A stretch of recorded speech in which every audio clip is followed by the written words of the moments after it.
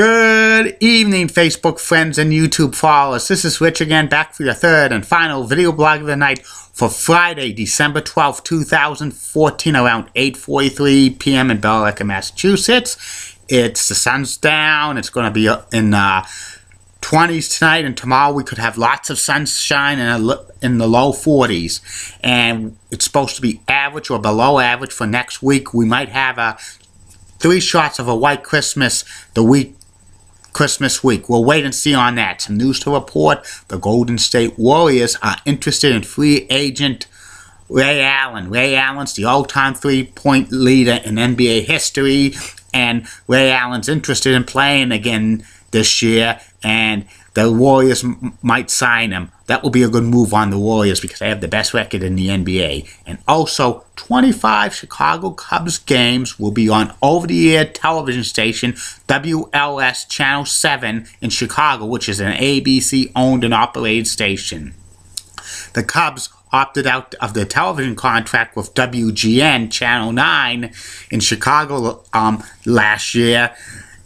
The contract was supposed to end in 2019, but the Cubs had an opt-out after the 2014 season. They opted out. So 25 games will be on over-the-air TV. They're trying to find another 25 games for those games to be put on another TV station because Comcast Sportsnet Chicago cannot carry all Chicago Cubs games because they have the White Sox as well. It's going to be strange not to see games on WGN for the Cubs because they've had the Cubs games since 1948, but Cubs want to generate a lot of more money.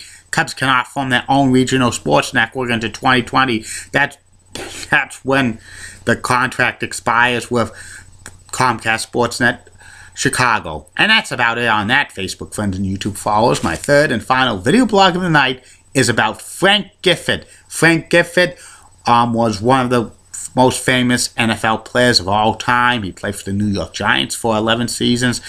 He's known to many people in this generation as the voice of Monday Night Football for many, many years. And he's also married to Kathy Lee Gifford.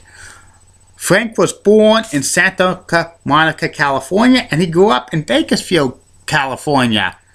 And he played football as a halfback and a fullback and a defensive back for his high school, Bakersfield. He really wanted to go to USC, but Frank could not get a scholarship because his grades weren't great enough, so he had to play 1 year of college football at Bakersfield Junior College, and he got his grades up so he could go to the USC. And when he was at USC, he was a star there for 2 seasons. He was All-American. The 1951 season, he did pretty good. He rushed for 841 yards and had 195 carries. He was drafted by the New York Giants in the first round of the NFL draft in 1952. He was the 11th overall pick. And he played for the New York Giants for 11 seasons. Actually, 12 seasons. Actually, he was contracted with the team for 13 seasons, but he missed 1 season. I'll tell you about that later. And Frank was a rarity in those days after like World War II in the 1940s because he was one of the only players who played both offense and defense, because players after like the war in the NFL hardly played offense or defense at the same time.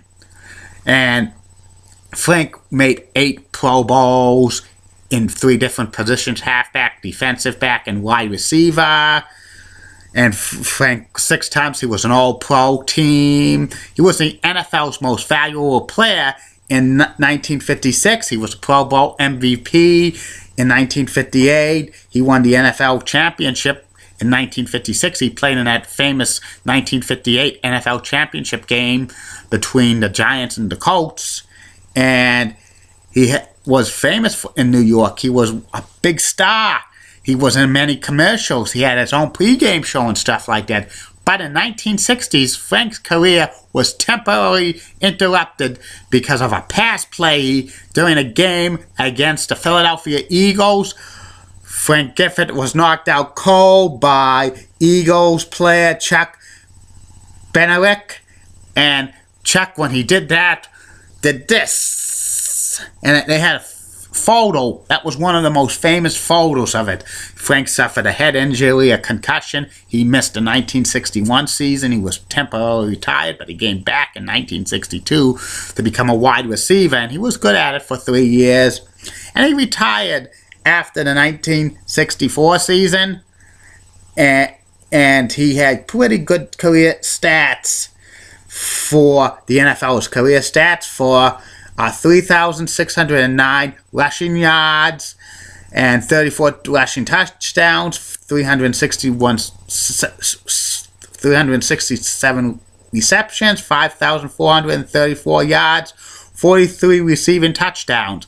After Frank Gifford retired, he went into broadcasting. He worked for CBS to do regional games of the NFL as a color man. He worked his way up to the number 2 position by 1970. And then in 1971, Frank Gifford moved to ABC, and for the next 28 years, Frank Gifford worked for ABC. He was the play-by-play of Monday Night Football for 15 years between 1971 through 1985. He also did a lot of other sports for ABC. He was on golf coverage. He did golf coverage. He hosted Wide World of Sports. He even hosted a few events with the Evel Knievel's Daredevils stats. He did skiing. He also did the infamous 1972 gold medal game between the USA and the USSR at the Summer Olympics was that infamous game. He called that game with Phil Russell and stuff. And then in 1986, Frank Gifford became color man of ABC's Monday Night Football with Al Michaels. Eventually, Jan Dierdorf entered the fray in 1997. And for the next 11 years, Frank was a color man for ABC's Monday Night Football. From time to time, Frank Gifford co-hosted Good Morning America. That's how he met his wife, Kathy Lee Gifford, there. And they got married in 1986, and they had 2 children together and stuff like that. And Kathy Lee and Frank shared the same birthday, and they were born 23 years apart.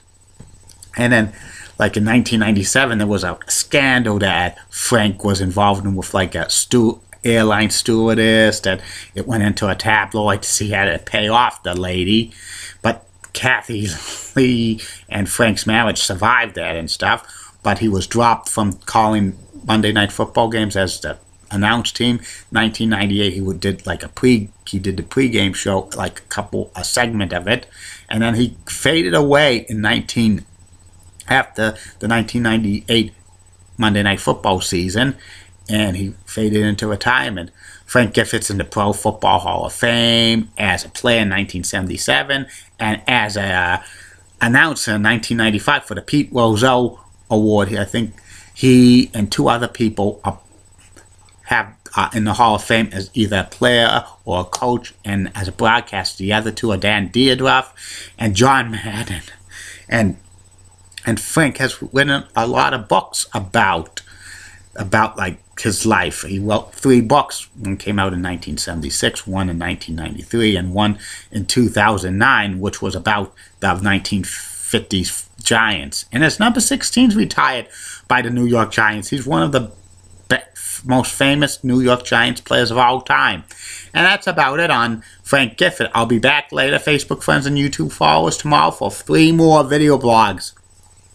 The video blogs I'm going to talk about tomorrow will be about the top 10 greatest sporting magazines of all time.